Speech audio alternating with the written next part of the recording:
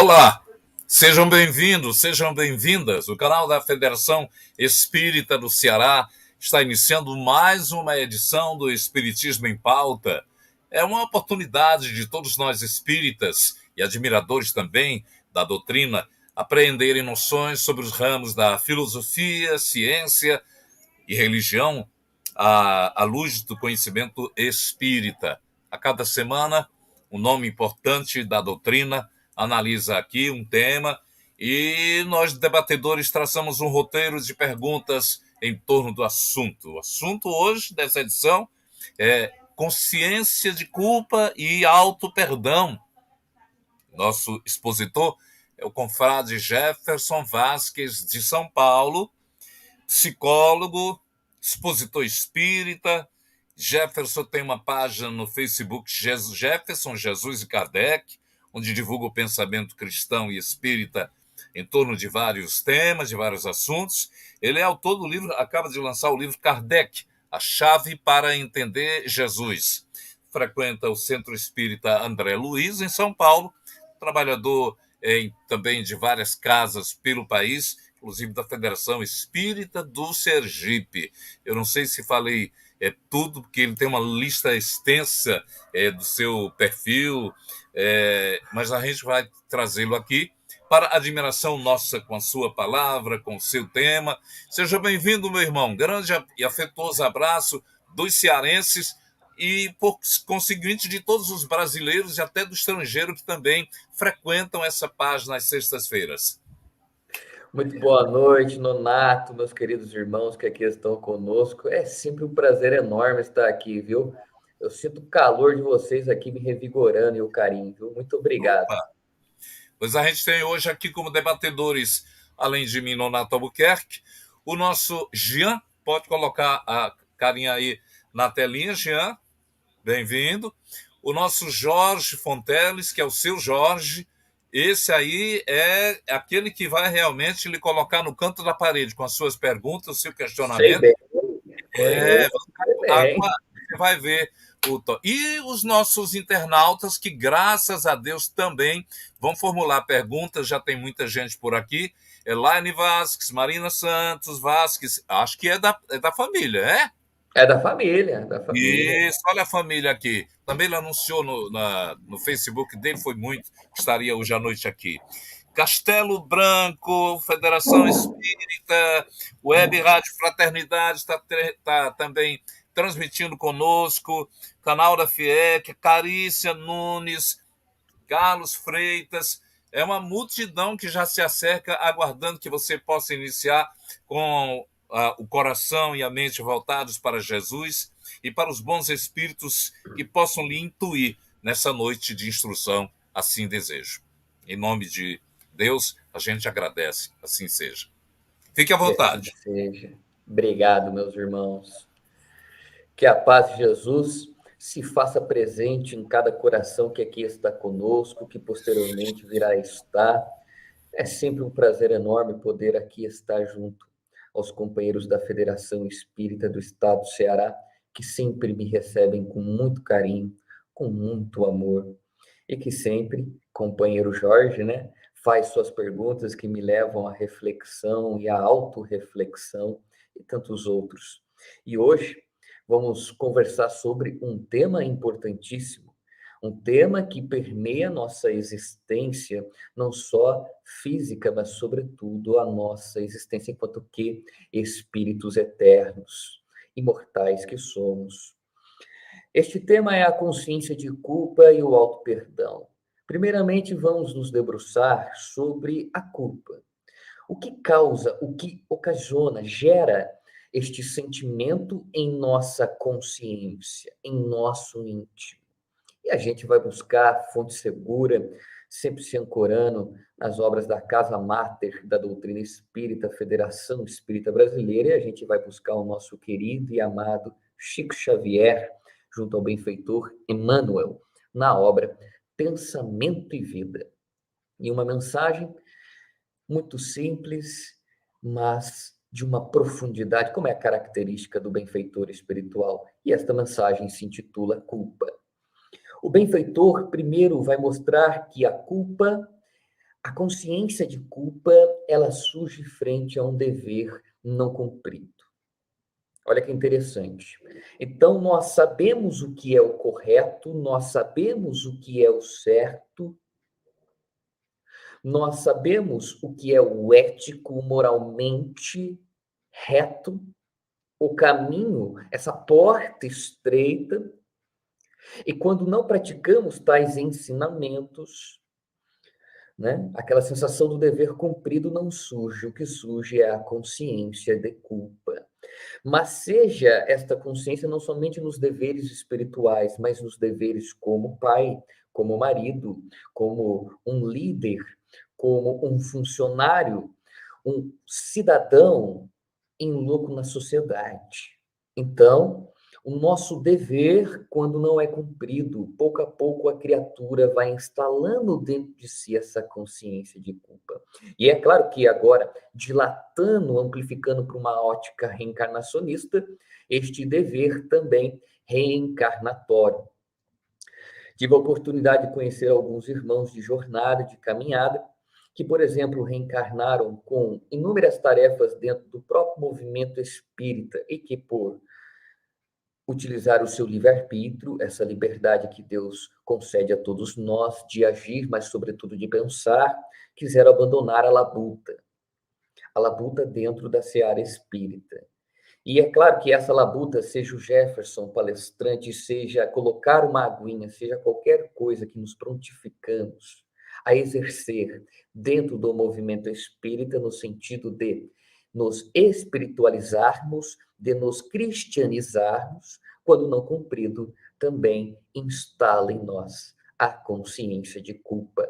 Muitos são os companheiros que fogem, por exemplo, e vou falar puxando para o meu lado, da tarefa da tribuna. Companheiros esplêndidos de uma oratória cativante e eloquente, mas que vão se desviando para outros caminhos e abandonando esta trajetória. E enquanto então vem, está instalado dentro deles alguns transtornos da ansiedade, da depressão e algumas doenças físicas. Porque, de acordo com Joana de Ângeles, na obra Jesus e a Atualidade, na ausência do amor-ação, sempre irá nos aparecer a dor, renovação. Então, consciência de culpa surge frente ao dever não cumprido. E aí, o benfeitor Emmanuel, nesta mesma mensagem que se intitula A Culpa, na obra Pensamento e Vida, ele prossegue. Ele vai dizer que a culpa conduz a criatura ao remorso e o remorso à intoxicação energética barra mental. Olha que interessante. Então, a culpa gera no indivíduo o remorso. O remorso é aquele sentimento de pesar, aquele sentimento de que eu não deveria ter feito isto ou aquilo. Eu deveria ter feito isto, mas não fiz. Por que eu não fiz? Então bate o remorso, o arrependimento. Só que quando a gente não sabe lidar com este remorso, e daqui a pouco eu trago a visão mais ampla da doutrina, quando a gente não sabe lidar, até agora é um momento como a gente não sabe lidar com a culpa, tá? Depois eu vou falar quando a gente sabe lidar com ela de uma maneira mais madura. Então, quando a gente não consegue lidar com a carga de culpa, seja porque a gente feriu alguém, seja porque a gente não cumpriu com o nosso dever, esse remorso vai infectar a região do corpo e ele vai se somatizar nesta região, que está vinculada a esta área de remorso. Ou seja, o caminho é esse. Então, vou pegar um exemplo muito didático. O fulano passou uma vida toda. Primeiro, ele rompeu o vínculo com alguém determinado, e ele sabe que esse vínculo que foi rompido carga de culpa, a parcela de culpa também é dele, e ele nega aquilo, colocando a culpa no outro. Eu fiz aquilo porque ele fez isso. Muito cômodo dizer isso. Então, o indivíduo que age assim, ele vai negando isso. E isso não desaparece. Isso continua vivo. Muito vivo. E aí vai procurar a região do corpo que é condizente a isso.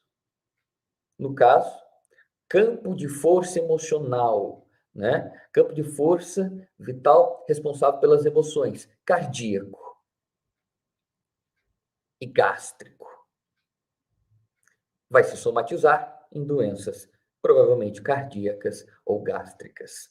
Dirá a autora Susana Vezum, uma grande psicanalista, em uma de suas pesquisas memoráveis que fez durante 3 anos, com pessoas que tinham dificuldades para perdoar, ela aplicou uma escala de espiritualidade, de perdão, e apresentou o resultado de sua pesquisa no 40º Congresso de Cardiologia no Brasil.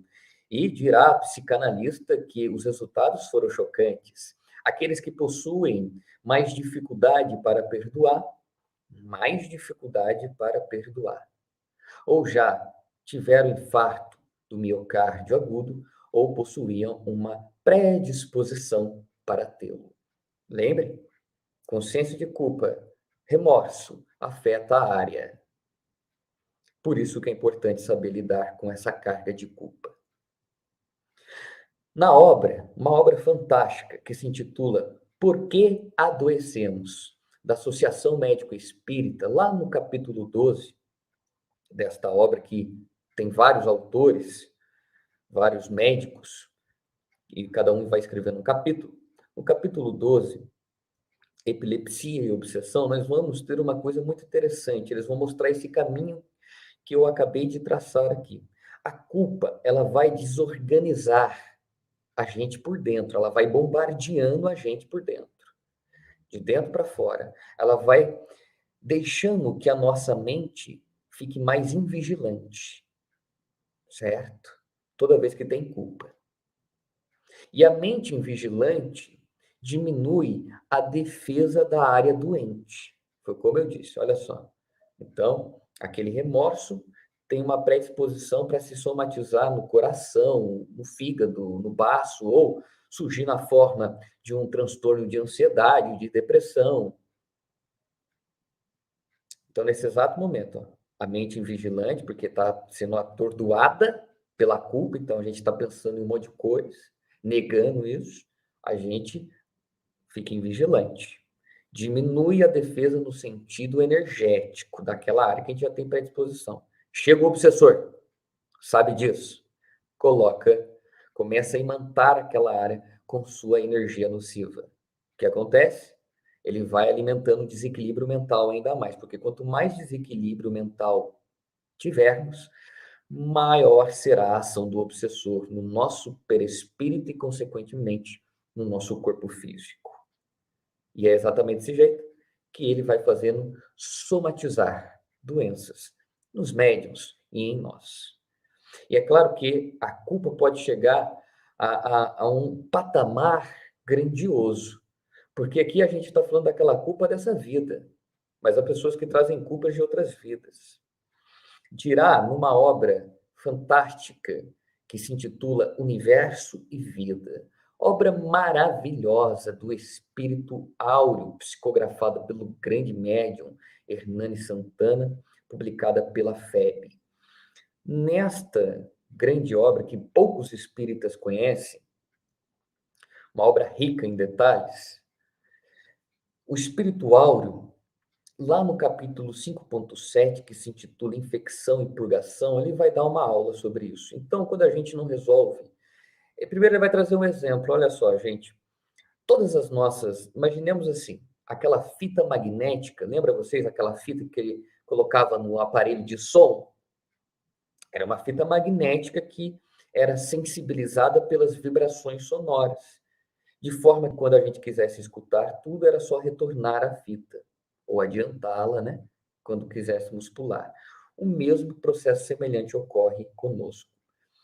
Vai ficando gravada em nossa mente, de acordo com o espírito áureo, todas essas experiências. E quando a gente desencarna, tudo vai para um local que Joana de Ângeles denomina como sendo inconsciente profundo.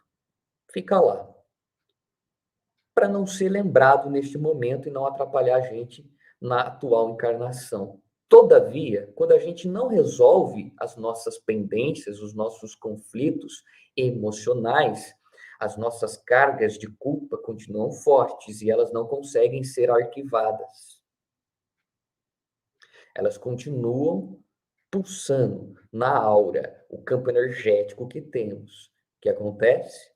Vai dizer o mentor, como se fosse tumor, vai criando tumores. Olha com que ele compara a culpa. A culpa vai criando uma espécie de tumor que vai drenando toda a energia do ser.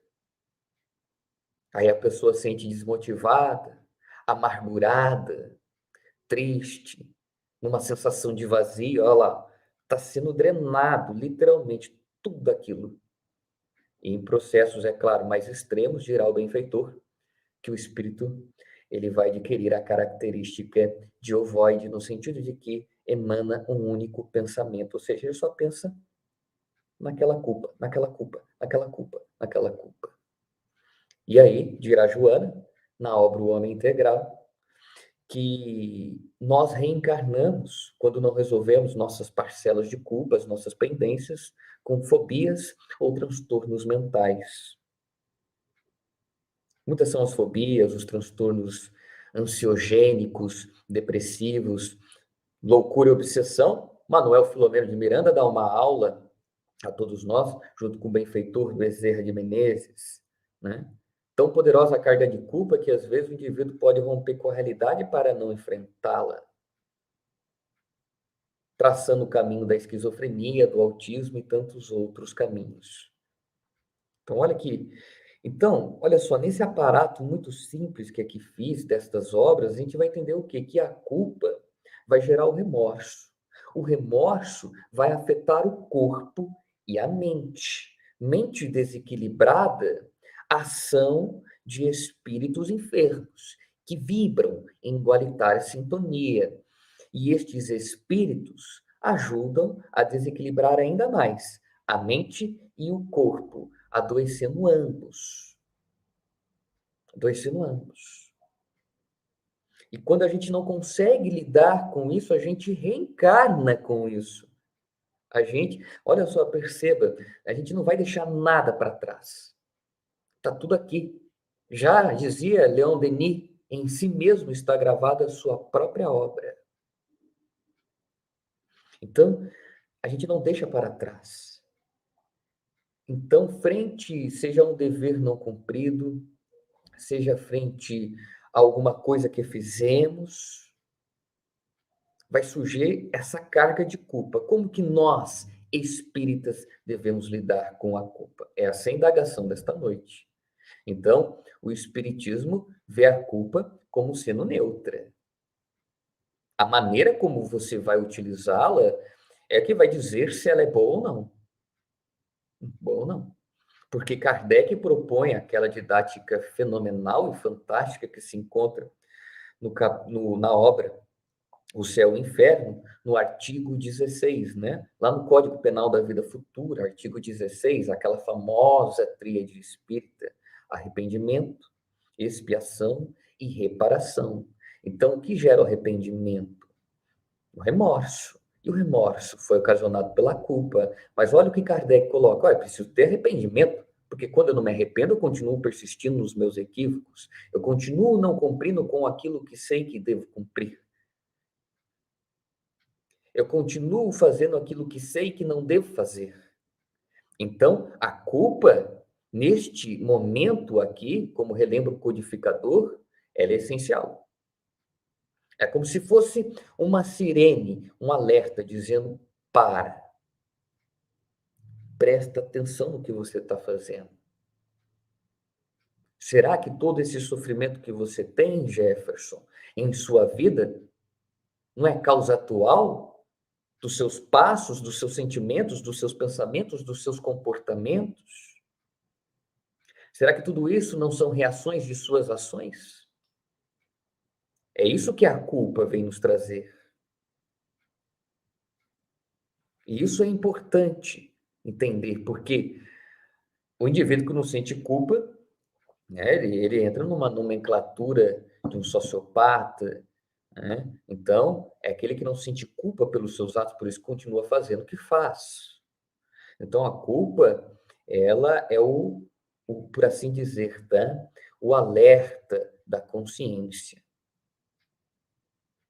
E aí, é claro que Kardec coloca que é preciso ver o arrependimento, às vezes a expiação ocorre nessa própria vida, com as consequências de nossas ações, ou às vezes em outras, né, em vidas sucessivas, futuras, e aí a reparação. Então, da onde que o codificador tirou esta ideia de que é preciso haver a reparação, né, para que se dissolva a expiação e se dissolva o arrependimento?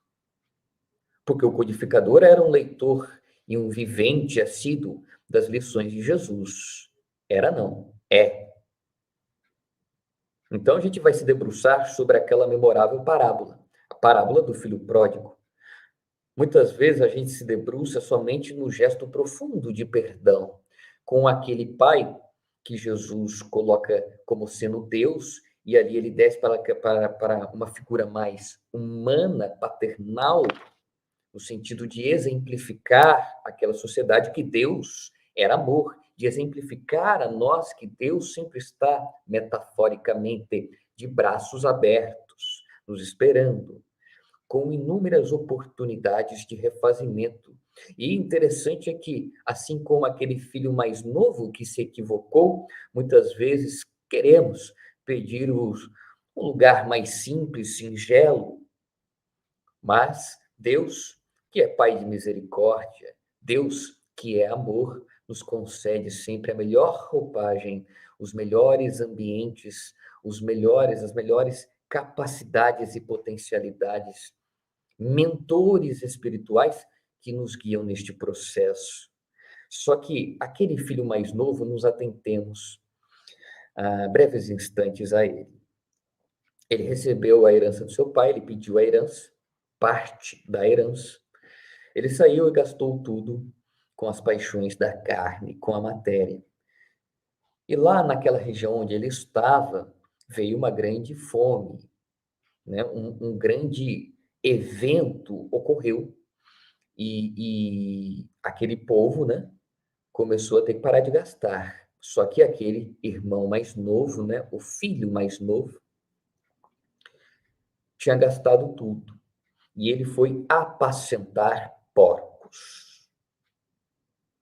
Só que ele não podia comer aquelas bolotas que eram entregues aos porcos. Por que Jesus do nada coloca um porco no meio da parábola? Isso é muito simbólico, porque Jesus quis mostrar o quê? A que ponto muitas vezes descemos? Aos instintos. O instinto toma conta, o instinto poda a razão, o instinto cegando o nosso espírito. O instinto nos colocando na vala sombria da expiação. Só que esse filho teve uma atitude muito bela, muito bela. Ele estava ali, então, no primeiro momento, ele começou a lembrar de tudo que seu pai fazia por ele, mas também de tudo que seu pai, o trato que seu pai tinha com os jornaleiros, aqueles trabalhadores que eram pagos por dia, lá na fazenda dele. E ele viu que seu pai tratava eles com muito carinho, com muita honestidade. Ele falou: ó, vou voltar e vou dizer: pai, pequei contra ti e contra os céus. Me perdoe, não sou digno de ser chamado teu filho. Me dá um emprego de jornaleiro em tua casa. E aí, prosseguindo, vai dizer o seguinte: ele cai em si. Olha que bonito. Ele cai em si. Subtende-se que se ele caiu em si, ele estava reflexionando sobre si mesmo.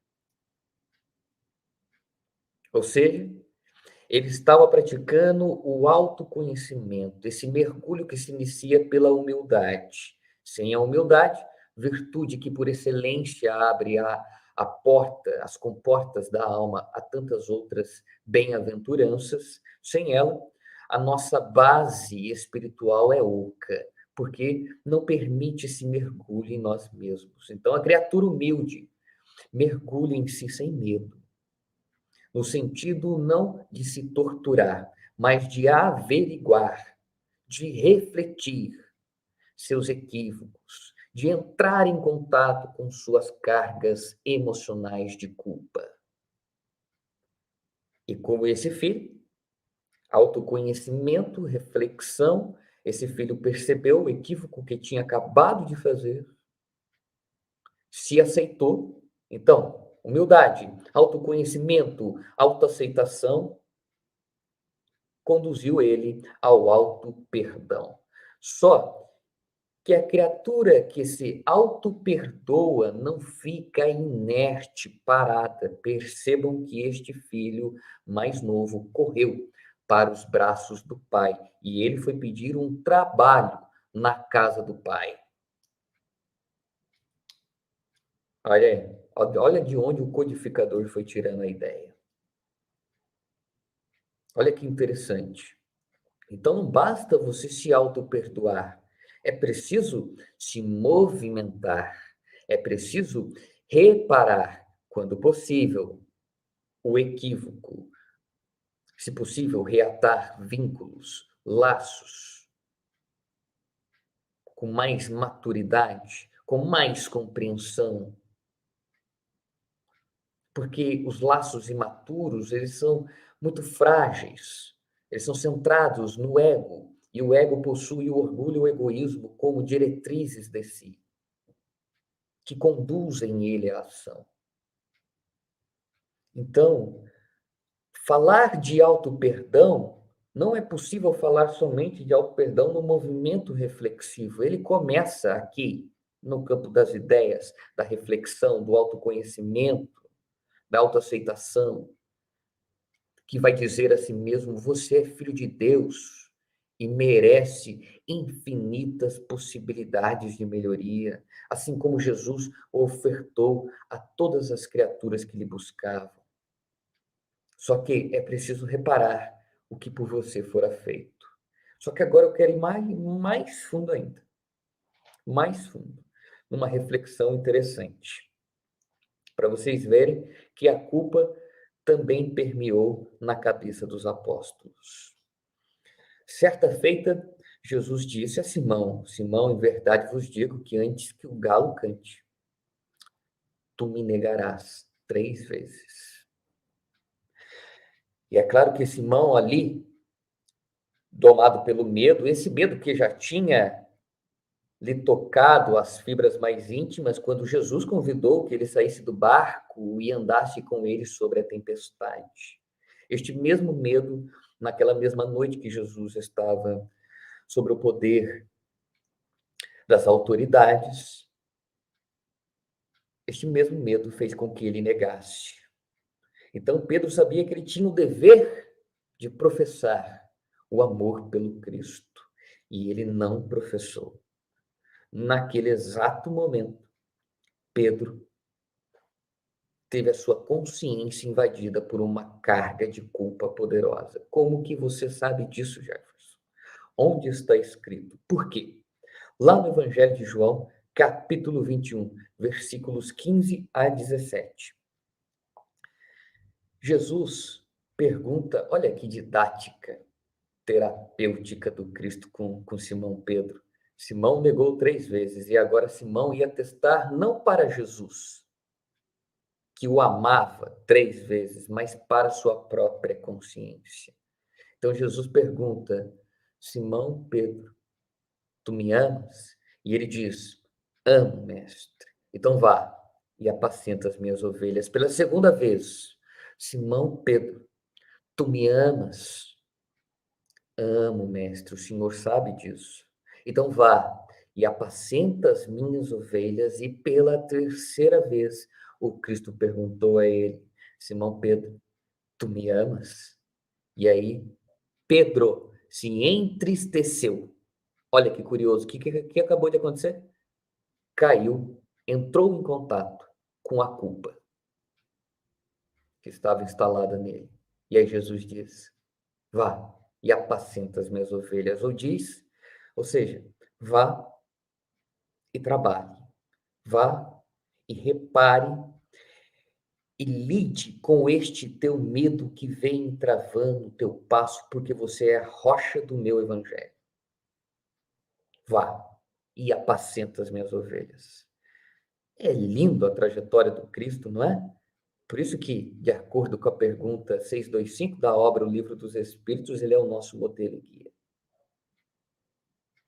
Então, olha Jesus ensinando de novo que a carga de culpa só pode ser dissolvida por intermédio da ação, do trabalho, da caridade consigo e em prol do próximo, da reparação daquilo que se foi feito. Se não pode reparar, se foi algo muito grave, é partir ajudando a outras pessoas. E é claro que na medida que ajudamos a curar as feridas alheias, nossas feridas são cicatrizadas paulatinamente também.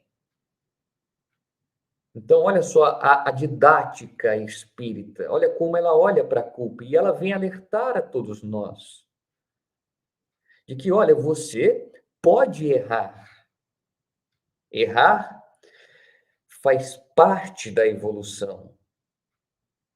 Porque um espírito por detrás, ou melhor, no âmago de um Cristo, de um espírito que alcançou este grau de iluminação, de plenitude, estão as marcas dos equívocos que ele cometeu, que conduziu ele a acertos.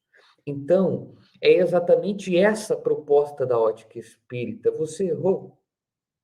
Está arrependido? Está com remorso? Olha para a culpa. Conversa com ela. O que você fez? Da sua parte, quais foram os seus equívocos? E aí começa a lidar com isso de uma maneira, uma postura madura. Uma postura não de vítima, mas uma postura de um ser imortal que agora é portador do seu próprio destino, do seu próprio caminho, dos seus próprios passos, do seu próprio existir. Então, entendem, meus irmãos, é nesta linha muito tênue que temos que trabalhar. Ora, não podemos excluir a culpa, mas não podemos alimentar em nós culpas desnecessárias. E o que é uma culpa desnecessária? São culpas que surgem e que são colocadas a todo momento dentro de nós e em nós, pela sociedade, por pessoas, por familiares. Muitas vezes as pessoas fazendo o correto, chega alguma outra pessoa porque ela não fez do modo dela. Olha, eu acho que isso não é correto o que você fez. Eu acho que você deveria ter feito isso, ter falado de outro modo. E aí a gente começa a criar uma culpa dentro de nós, desnecessária. Uma culpa também que Joana de Ângeles traz ao decorrer de suas obras, que muitas vezes surge em conflito, em relação direta com o mundo externo, as demandas do mundo externo. Então, internamente queremos ser algo, mas externamente as demandas nos cobram outra coisa. E quando a gente não se assimila a um modelo, a gente se culpa. Se culpa de uma forma atroz. Se culpa de uma forma grandiosa.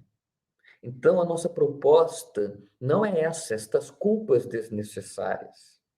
É refletir sobre a culpa. Olha, isso que está na minha cabeça nesse exato momento, esse sentimento de pesar, de remorso. Surgiu por quê? Porque, olha, veja bem, Jefferson, você sabia como você deveria, por exemplo, ter conversado com aquele companheiro que se equivocou. Mas você não conversou com ele nos preceitos evangélicos. Foi nos preceitos errados do mundo, das suas paixões, das suas imperfeições. Você o ofendeu, você o feriu. Então, olha só, aquele sentimento está me lembrando exatamente de lições que sei, mas que não vivo. Então, rapaz, eu vou pedir desculpa para aquele irmão. e vou começar a me vigiar, me policiar e tomar cuidado. Porque, gente, quando a gente não resolve tudo isso, quando a gente não age de uma postura, com uma postura madura, né, que é olhar para a culpa, se debruçar sobre ela e reparar ela, ou buscar alguma forma alternativa de repará-la, se não podemos repará-la diretamente. Então, quando a gente não faz isso, a gente vai reencarnar com esta consciência de culpa instalada. Olha o que eu disse aqui: fobias vão surgir, transtornos mentais, transtornos do neurodesenvolvimento. A criança encarna, olha só que interessante, ela reencarna ansiosa, ela reencarna com um traço em sua personalidade melancólico. E é interessante que Joana vai dizer também que estas culpas que a gente foi acumulando aqui e ali em vidas passadas, elas também vão se manifestar na forma de medos. Medos. Então, às vezes, a gente tem um medo que a gente nem sabe o porquê a gente tem. Por que eu tenho esse medo? Né? Tem medo de errar nisto ou naquilo, sendo que eu nunca errei, nunca entrei em contato com essas coisas. Por que eu tenho isso aqui dentro de mim?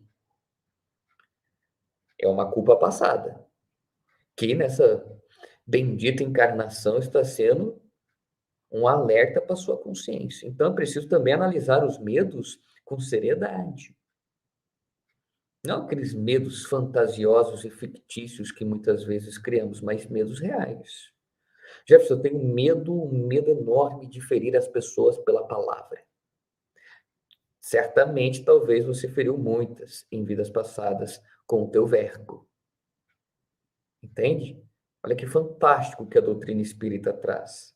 Então, ela traz todos os apetrechos, aparatos, né, no sentido intelectivo, para que possamos, quando estivermos presos a este sentimento, nos libertarmos dele pela reparação.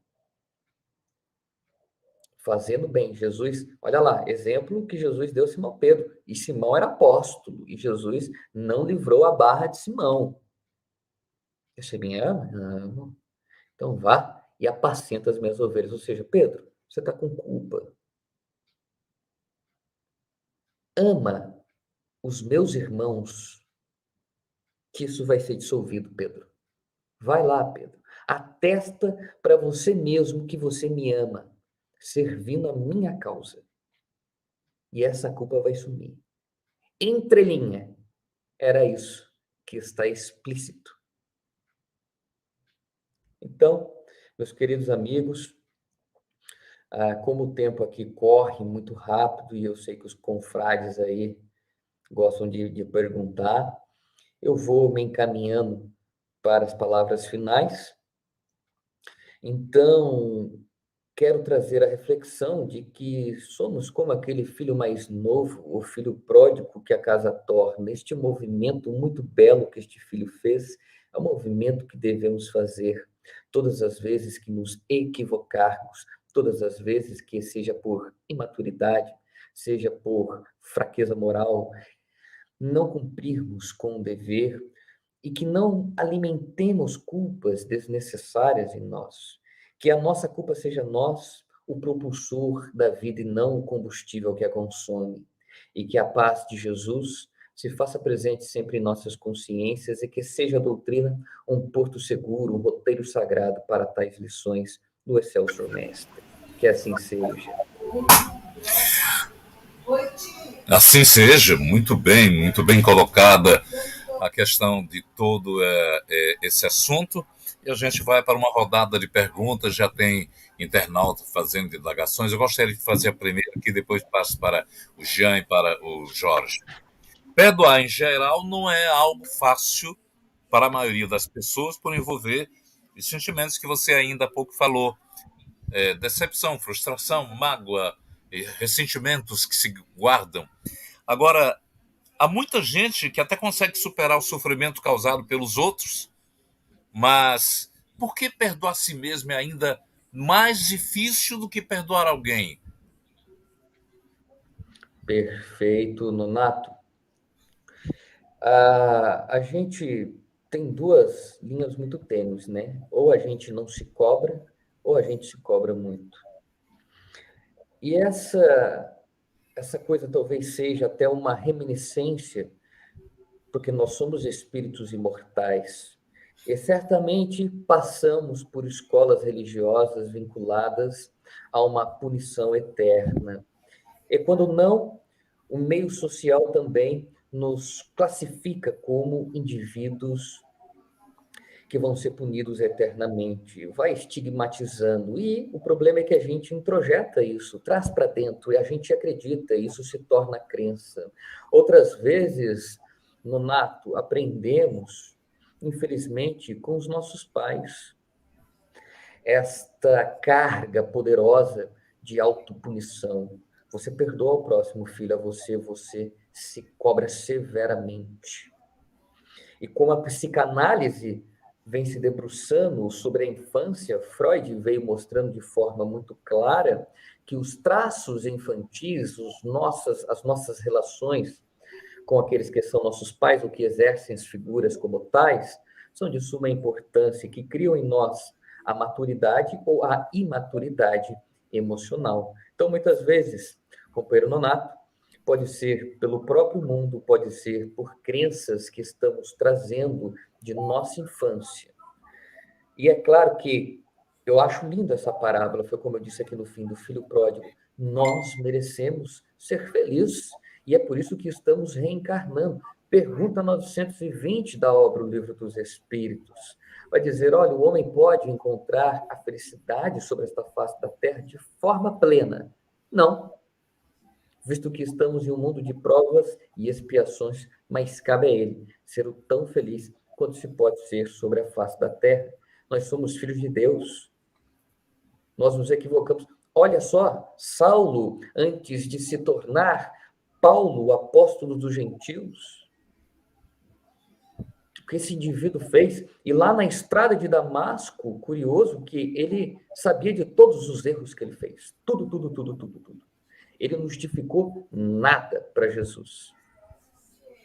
Perguntou, o que queres que eu faça? E se a gente indagar a Jesus, aos benfeitores que nos protegem, o que queres que eu faça? Eles vão dizer, olha, se liberte dessa culpa e caminha. Você precisa produzir.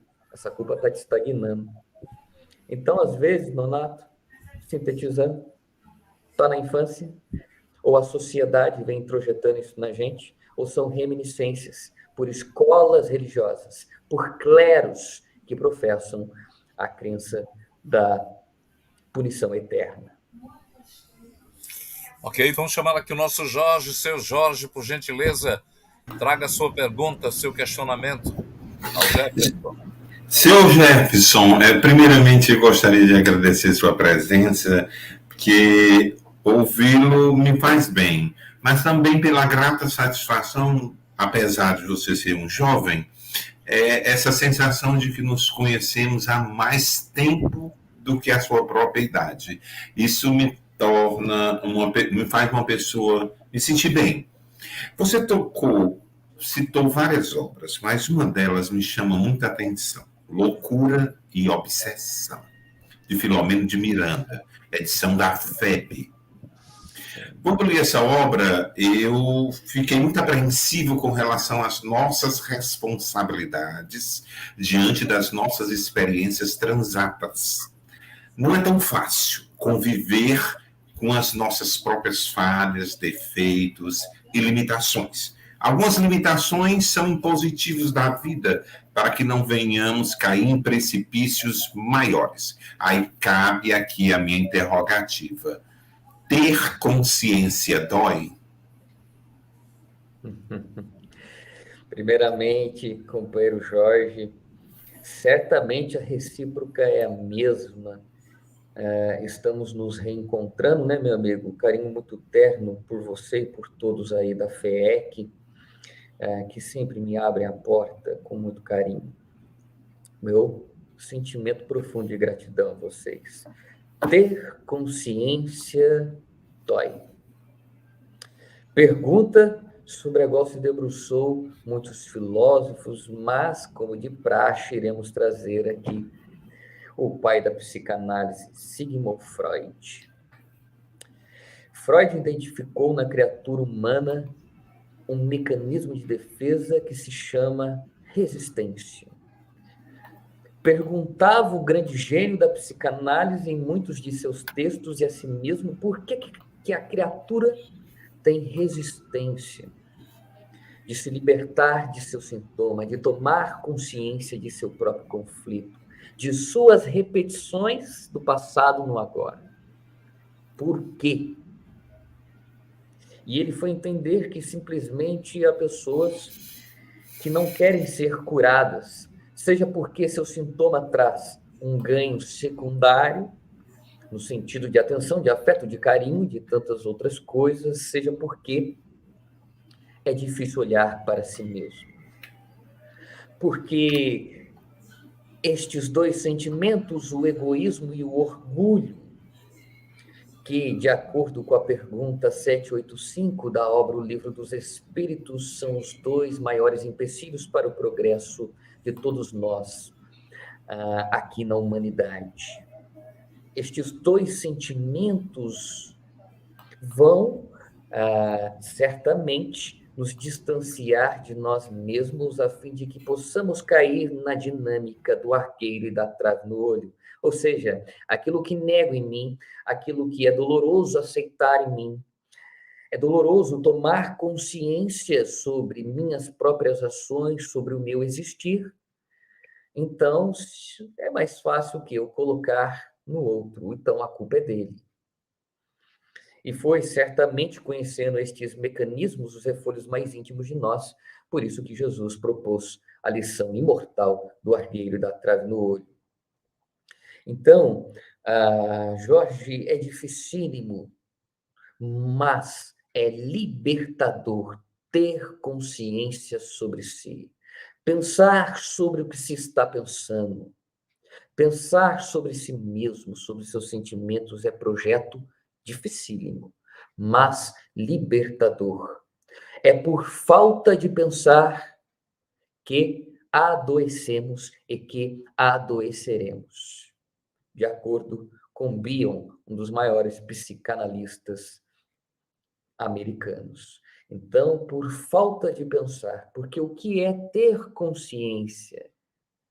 Ora, é olhar para si. E quando olho para mim, e quando percebo quem sou, seja nas parcelas de erros e acertos, eu amplio a consciência sobre o meu próprio caminhar. E eu paro de cair nessas armadilhas que, vez ou outra, me coloco. Então, gente, quero deixar muito claro, é difícil? É, mas é libertador. Libertador. E essa é a luta que todos nós, é a luta da humanidade, ter consciência sobre si mesmo.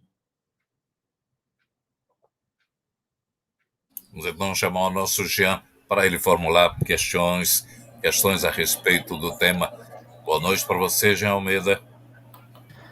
Boa noite, Nonato, Jefferson, Jorge, aqueles que nos acompanham também. Muito inspiradora sua fala, viu, Jefferson? E aí, assim, a gente tem um montão de perguntas nossa, mas vamos priorizar as perguntas do chat, que também são muitas, tá?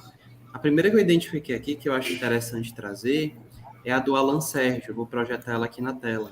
Ela diz o seguinte: os atavismos da ideia de pecado que leva o medo dos castigos divinos, né, dos religiosos tradicionais ao longo dos séculos, não correspondem hoje às dívidas de vidas passadas pregadas no meio espírita? Isso será que não leva ao medo, à culpa e o remorso que paralisam o indivíduo e retardam a sua evolução? Alan, perfeito, perfeito. Criou-se no meio espírita, então, companheiro Alan e tantos outros que estão nos assistindo, quando não, que tudo é vida, tudo é uma reação de vidas passadas, criou-se também a teoria de que todos nós haveremos de estar ou de passar pelo umbral, né? Pelos vales, esta antecâmara coletiva de depuração. Mas vamos ir por essa ótica que o Senhor trouxe aqui, que é de suma importância. Jesus não reencarnou na manjedoura por um acaso. Não reencarnou. Uma das maiores lições da manjedoura, além da simplicidade, é a de que não importa de onde você vai sair, o importante é para onde você quer ir. E o espírita deve compreender que saber que ele é um indivíduo devedor deve ser a ele libertador, porque agora ele pode caminhar para onde ele deve ir.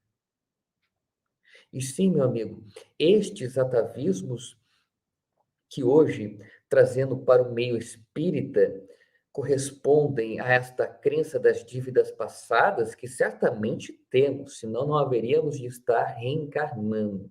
Mas se prender a isto no sentido de que isto está acontecendo em minha vida porque sou devedor, logo tenho que aceitar. Sinal de comodismo. Sinal de quem quer ficar na zona de conforto e não quer tomar consciência sobre si. E muitas vezes não é de vida passada. Allan Kardec, na obra Evangelho segundo o Espiritismo, Livro dos Espíritos, na Gênese, capítulo 3, vai dizer que muitos, um grande número das coisas que ocorrem no agora, dessas aflições, destas dores que temos, são causas atuais. Então, há um grande número. E nós aqui estamos nos chicoteando. Olha só, as dívidas passadas. Joana de Ângeli tem uma frase muito bela, companheiro Alain. Ela vai dizer assim: não te permitas ter. Olha só o que a benfeitora vai dizer. Relacionamentos conflituosos na justificativa de que tens algo a reparar ou a expiar, que é exatamente, vem de encontro com a sua resposta, com a sua pergunta. Então, a gente muitas vezes quer impor a nós estas crenças que nem sequer sabemos se ecoam ou não de vidas passadas. E se ecoam, se são provas que pedimos no plano espiritual, às vezes não é expiação, uma falha direta. Mas nós não devemos nos prender a esta ideia de dívida para paralisar os nossos passos. Assim como Jesus, não importa de onde estamos saindo no sentido espiritual, o importante é para onde queremos ir. Lição imortal da manjedoura. Aqui demais, a Sueli Vieira pergunta: o orgulho impede a consciência de culpa? O orgulho, vamos lá voltar àquela obra que eu citei aqui, respondendo à querida Sueli Vieira. Aquela obra que eu citei que se intitula Universo e Vida, publicada pela FEB. Nesta obra, o Espírito Áureo, por intermédio da psicografia de Hernani Santana, neste mesmo capítulo ainda, 5.7, vai dizer que o orgulho, de fato, ele faz com que neguemos. O que é impedir? É negar a culpa. Então, eu não olho para ela, eu mascaro ela, eu coloco a culpa no outro e aí eu não entro em contato com isso. Mas isso é uma doce ilusão. Foi como eu disse, isso não vai conseguir ser dissolvido, esse conflito. Ele vai ficar gravado em nosso campo energético, essa psicosfera que temos em nosso derredor. E este conflito que estamos achando, porque quando não negamos por intermédio do orgulho, queremos retificar este erro, né? Queremos dizer, olha, eu fiz isso por conta daquilo. Um erro não deve ser justificado, gente. Dei o exemplo de Paulo de Tarso aqui. Ele não justificou nenhum equívoco dele, ele partiu para a ação, para a melhoria, a reparação.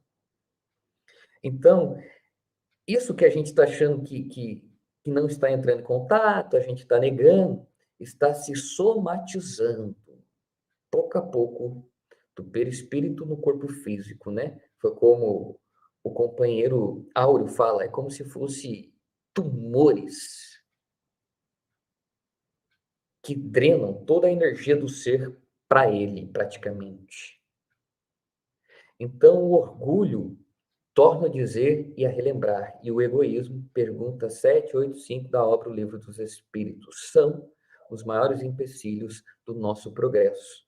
E entrar em contato com a consciência de culpa é preciso ter humildade, porque Jesus nunca jogou palavras ao léu, e não seria diferente quando ele colocou aquela ordem magistral e didática das bem-aventuranças, onde cada qualidade emocional, cada virtude tem a bem-aventurança, a sua consequência. E ele coloca como primeira a humildade, porque sem humildade não é possível ser resignado, manso, justo, tão menos misericordioso. Porque é a humildade que propicia que entremos em contato com os nossos conflitos, com as nossas cargas de culpa, a fim de que possamos, assim como o filho pródigo, mergulhar e retornar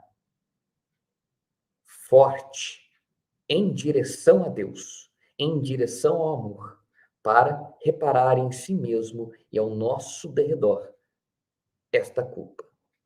Então, sim, o orgulho, ele entrava muito no nosso progresso. Nós temos 1 minuto só já no final. Eu gostaria que você, Jean, colocasse aí a pergunta de Elisângela Ferreira, que é uma boa pergunta para que a gente não deixe ela sem resposta. Ela faz uma indagação. Um espírito que foi suicida em uma encarnação, em uma nova existência, ele pode passar uma encarnação com sentimento de culpa e não evoluir?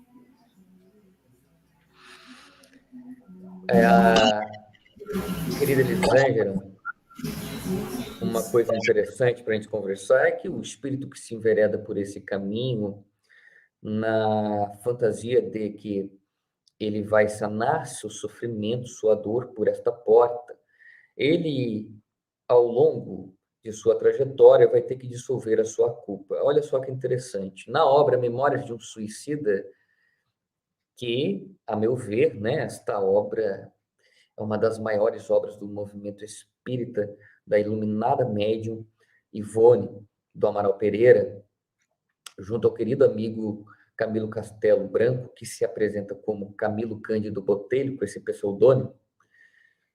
Eles vão narrar uma série de coisas, e tem, em alguns capítulos, vai mostrando, né, o reencarno, o retorno, muitos, somente para se libertar da consciência de culpa, retornam completamente em corpos mutilados, porque eles não conseguem pensar, eles retornam com inúmeros transtornos do neurodesenvolvimento, transtornos mentais, porque eles não conseguem entrar em contato com a realidade, com a culpa. Então, eles precisam somente de uma encarnação ou de algumas para diluir dentro de si esta carga poderosa de culpa. Então, sim, um suicida pode reencarnar com uma carga tão grande de culpa que não permita que ele evolua nessa encarnação. Mas ele é um ser imortal e, como tal, haverá de evoluir na rampa da eternidade. E é isso, por isso que a gente tem que tomar muito cuidado com as filosofias que alimentamos e com as crenças que criamos dentro de nós.